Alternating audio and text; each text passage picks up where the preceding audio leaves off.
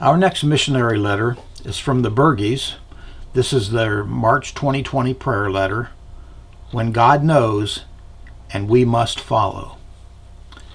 Dear praying friends, Lamentations 3:22 through 23.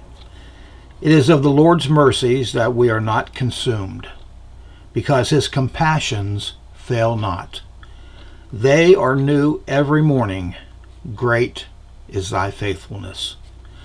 Our hearts go out to those around the world affected by the coronavirus pandemic. When the first cases began to hit South Africa and the South African government began plans to lock the country down, we began earnestly praying and seeking counsel about what God would have us to do. Several factors came to the forefront of our eventual decision to leave South Africa for a time and return back to the United States. First, we had 2 interns living with us whose flights out of South Africa in April had been canceled.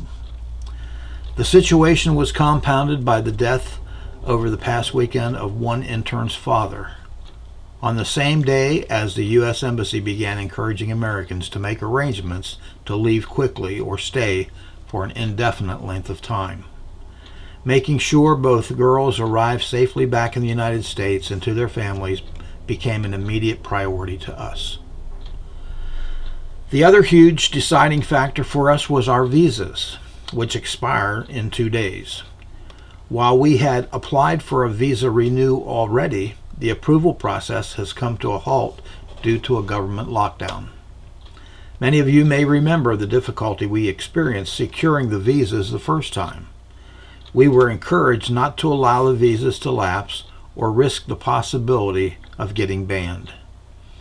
For these and other reasons, we made the quick decision to take our family and our interns back to the United States.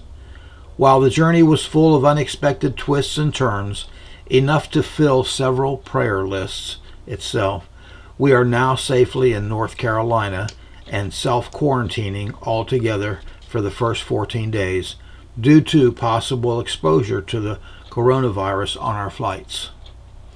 Our hearts remain fully in South Africa.